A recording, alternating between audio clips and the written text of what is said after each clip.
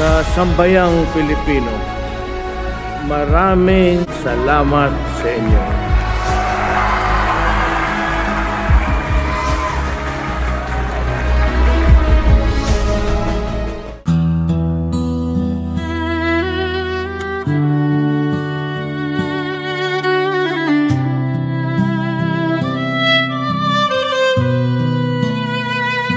Kawawang Tatay Digong, trinaydor ng Pangulong Bangag at Lulong.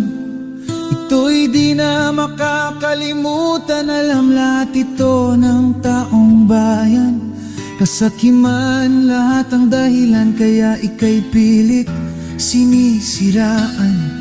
Ngunit lalo ka lang minahal ng mabubuting mamamayan.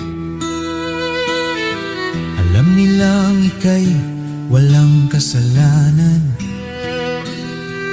Matagal ng issue hanggang ngayon ay di mapatunayan.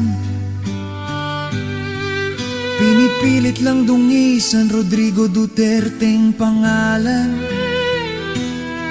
Dahil ika'y isang hadlang sa ambisyon ng mga kawatan. Sa sariling bayan ika'y hindi nakakasuhan.